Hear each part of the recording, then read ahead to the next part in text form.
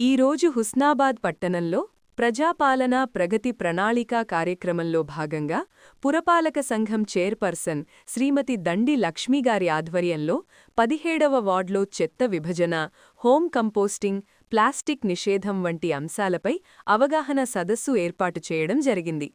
Chairperson గారు మాట్లాడుతూ, ఇంటి నుండి చెత్త ఇచ్చేవారు చెత్తను 4 రకాలుగా మునిసిపల్ వాహనానికి అందించాలని, డ్రైనేజీలలో చెత్తను వేయకూడదని, చెత్తను వేరుచేసి ఇచ్చే బాధ్యత చెత్త ఇచ్చేవారిదేనని, నిల్వ ఉన్న నీటిని ఎప్పటికప్పుడు తొలగించుకోవాలని, సెప్టిక్ ట్యాంక్లను ప్రతి 3 సంవత్సరాలకొకసారి శుభ్రపరుచుకోవాలని, మీ ఇంటిలో మీకు అవసరం లేని వస్తువులను ఇతరులకు అవి ఉపయోగపడేలా ఉంటే వాటిని ఆర్ఆర్ఆర్ సెంటర్కి ఇవ్వాలని తెలియజేయడం జరిగింది.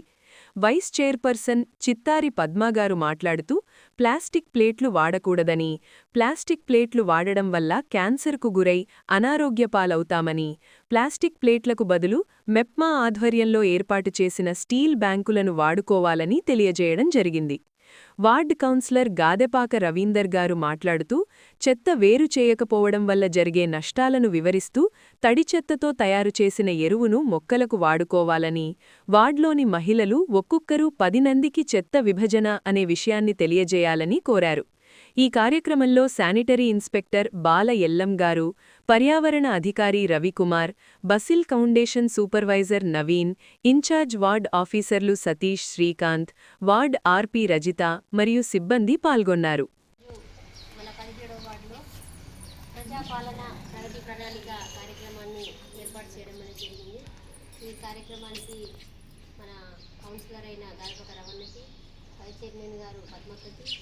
తర్వాత ఎస్ఎన్ సార్కి, రవి సారు, అట్లాగే అంగన్వాడీ టీచరు, ఆర్పి గారు, మహిళా మండలందరికీ హృదయపూర్వక నమస్కారాలు తెలియజేస్తూ, మనం ఈ కార్యక్రమాన్ని 99 రోజుల ప్రణాళిక కార్యక్రమాన్ని స్టార్ట్ చేయడం జరిగింది. మన రాష్ట్ర ప్రభుత్వం ప్రత్యేక చొరవతో ప్రతి వార్డులలో ప్రతి మహిళకి అవగాహన కార్యక్రమం చేస్తే కనుక కొంత మార్పు జరుగుతుందని చెప్పి ముఖ్యంగా మనము పరిశుభ్రత అనేది తప్పకుండా మనందరి బాధ్యత. కుటుంబంలో అందరం పరిశుభ్రతగా ఉండి అనారోగ్య సమస్యలు తెచ్చుకోకుండా ఉండాలంటే కుటుంబం శుభ్రంగా ఉండాలి, కుటుంబం ఆరోగ్యంగా ఉండాలి. ఒక కుటుంబం ఆరోగ్యంగా ఉంటే మన వార్డులో ఉన్న కుటుంబ సభ్యులను కూడా ఆ విధంగా చూసుకుంటే మన వార్డు కూడా ఆరోగ్యంగా ఉంటుంది. ఒక వార్డు ఆరోగ్యంగా ఉన్నట్లయితే మన 20 వార్డులలో కూడా ప్రజలందరూ కూడా ఆరోగ్యంగా ఉండే అవకాశం ఉంటుంది. ఏ చెత్తనైనా తీసుకొచ్చి మోరీలో వేయకూడదు. వాటర్ బాటిల్స్, కవర్స్ ఇవన్నీ వేయడం వల్ల బాగా ప్రాబ్లం అవుతుంది. సెలవులు పెట్టుకోకుండా ఉంటుంది. వాళ్ళు చేసే డ్యూటీలో సక్రమంగా చేసే అవకాశం ఉంటుంది. కాబట్టి మన వార్డులో ప్రతి కుటుంబ సభ్యులది బాధ్యత. అక్కడ చూడండి, చెత్తని వేరు చేసే బాధ్యత ఇచ్చే వాళ్ళదే, వీళ్ళది కాదు, మాది కాదు, కార్మికులది కాదు. మన ఇండ్లలో చేసేది మనదే బాధ్యత. ఎందరు ఏం చేస్తారు, కలగూర గంపలకు కన్ను ఒకదాన్ని వేస్తారు. అట్లా వేయడం వల్ల ఎంతసేపు వాళ్ళు పనిచేయాలి, టైం కోల్పోతారు. వాళ్ళకు 5 గంటల నుంచి మొదలుకుంటే 10 గంటల వరకు డ్యూటీ అయిపోవాలి. మనం ఒక్కింట్లోదే మనకు వాసన వస్తుంది. 4 ఇండ్లు, 10 ఇండ్లు, 50 ఇండ్లది వేరు చేయాలంటే ఎంత కష్టం ఉంటుంది. కాబట్టి మనమే వేరు చేసి ఇచ్చినాం అనుకోండి, వాళ్ళకు కొంచెం శ్రమ తక్కువ అవుతుంది. మనం ఇలాంటి ఎరువు తయారు చేసుకునే అవకాశం ఉంటుంది. ఇంతకుముందు వాళ్ళు చెప్పినట్టు ఈ ఎరువు అనేది సహజ ఎరువు. అంటే దేవుడిచ్చిన వరముగా, ఇప్పుడు భూమి, నేల, నీరు ఎట్లా, ఆకాశం ఎట్లా మనకు వరముగా ఇచ్చారో అది సహజంగా వచ్చింది. ఈ ఎరువు కూడా సహజ ఎరువే అవుతుంది. కృత్రిమ ఎరువు అంటే మనం డబ్బులు పెట్టి కొనుక్కొచ్చుకుంటాం. ఇంతంత బాటిల్కు 1000, 500, 600 బాటిల్ దొరుకుతుంది మనకు. ఆ పురుగు మందు కొట్టడానికి ఇట్లా పత్తి చెట్లు కొడతారు కదా, అది సహజంగా అది తయారైంది, కృత్రిమంగా తయారు చేసిన ఎరువు. అట్లాంటివి వాడడం వల్ల మన ఆరోగ్యాలు నష్టపోతుంది, కష్టమవుతుంది. ఎందుకంటే ఇప్పుడు ఇదంతా తయారు చేసి ఇవన్నీ కృత్రిమంగా తయారు చేసినాయి. అవన్నీ ఏం చేస్తాం, మనం వాడుతున్నామా లేదా చూడండి ఒకసారి. ఆ ప్లాస్టిక్ వాడుతున్నాం, కవర్లు వాడుతున్నాం, ఆయిల్ డబ్బా ఇవన్నీ తెచ్చుకొని వాడు ఏం చేస్తాం, మళ్ళీ వాటిని యథావిధిగా ఎక్కడో ఒకటి ఇట్లా ఇంట్లో కలిసి కొడితే మూల పడుతుంది. ఆ ప్లాస్టిక్ డబ్బాలు, ఆ కవర్లు వాటి వల్ల మనకు అనారోగ్య సమస్యలు వస్తున్నాయి. కాబట్టి ప్లాస్టిక్ను మొత్తానికి వాడడం తగ్గించాలి. ఏదైతే మొన్ననే రీసెంట్గా ఆర్పీలకు కూడా వార్డ్ వైజ్ ప్రోగ్రామ్స్ ఏర్పాటు చేసుకోవాలి, ప్రతి సమైక్యకు ఒక్కొక్క ఐటెం తయారు చేసుకోవాలనేది కూడా చర్చ చేసుకోవడం జరిగింది. మీ సమైక్య నుంచి మీరేం చేస్తారు అనేది తను మీ ఆర్పీ మీ సమైక్య మీటింగ్లో మాట్లాడుతుంది. ఇట్లాంటి కవర్స్కు బదులు క్లాత్ బ్యాగ్స్ కూడా మనం తయారు చేసుకుంటే బట్టతోని బ్యాగులు, కూరగాయలకు పోయినప్పుడు కవరు అట్లా సంచులు కాకుండా ఒక బట్ట సంచి కొండ పోయినాం అనుకో, కూరగాయలన్నీ అందులో పోసుకొచ్చుకొని మనం వేడి చేసుకోవాలి. ఏం చేస్తాం, దేనికి దానికే కవర్లో పోసి అమ్మ మళ్ళీ ఇంటికి పోయినాక మాకు టైం ఉండదు అని అంటారు. అట్లా కాకుండా మనం కవర్లను మొత్తం డైవర్ట్ చేయాలి, కవర్లు వాడకూడదు. వేస్ట్ అయిన నూనె ఉంటుంది కదా, మనం పూరి చేసిందో టిఫిన్స్ చేసిందో పాడైన నూనె ఇట్లా మోరీళ్ళలో ఇట్లా ఎప్పుడైనా వాటర్ జామ్ అయినప్పుడు వేసుకోవాలి. మన ఇంటి ముందటైనా వేసుకుంటే దోమలు ఎక్కువ రావు, మన ఇళ్ళకు రావు.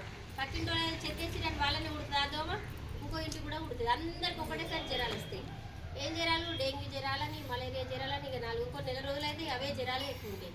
అంటే మనం శుభ్రంగా లేకపోవడం వల్లనే దోమలు తయారైతే దోమల వల్ల మనకి జ్వరాలు వస్తాయి, చిన్నపిల్లలకు వస్తాయి, బాగా ఇబ్బందులు అవుతాయి. కాబట్టి పరిసరాలను పరిశుభ్రంగా ఉంచుకోవాలి, కుటుంబంలో శుభ్రంగా ఉంచుకోవాలి, ఆరోగ్యాన్ని కాపాడుకోవాల్సిన అవసరం ఉందని చెప్పి తెలియజేస్తూ, ఇంకా ముఖ్యంగా అక్కడ చాటులో చూడండి ఎంతసేపు వాళ్ళు చెప్పిండ్రు.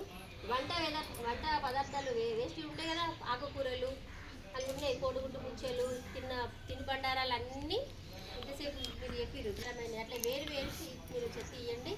వర్మీ కాంపోస్ట్ తయారు చేసుకునే అవకాశం ఉంది, ఇంట్లో కూడా వేసుకోవచ్చు. మనం ఎరువు తయారు చేసుకోవచ్చు. ఒక డబ్బాలు వేసుకొని కొన్ని నీళ్ళు చల్లుకుంటూ ఉంటా అంటే 41 రోజుకే అది ఎరువు తయారవుతుంది. మనము ఇది కొనుకొచ్చుకుంటే 10 రూపాయల కేజీ. బయట వేరే ఎరువులు కొనుకొచ్చుకొని కూరగాయలకు వేస్తాడు, తొందరగా కూరగాయలు బాగా మంచిగా అయితే అని అనుకుంటాం, కానీ వాటి వల్ల అనారోగ్య సమస్యలు. సినిమా హీరోయిన్లు ఇలాంటి ఎరువులు వేసిన కూరగాయలనే తింటూ ఉంటారు, అందాన్ని ఖరాబ్ చేసుకుంటారు. అంటే మన ఆరోగ్యం కోసం మనం ఆలోచన చేయాలి, మన ఆరోగ్యాలను మనమే కాపాడుకోవాలి. మనకున్న జాగాలలోనే కొంచెం తయారు చేసుకుంటే మంచిగా అని చెప్పి తెలియజేస్తున్నాం. పరిసరాలను శుభ్రంగా ఉంచుకోండి. ఎవరమో ఒకరము చేస్తే కాదు, ఇది మన అందరి బాధ్యత కదా. సమైక్యలో ఒక ఎజెండా అంశంగా పెట్టుకోవాలి.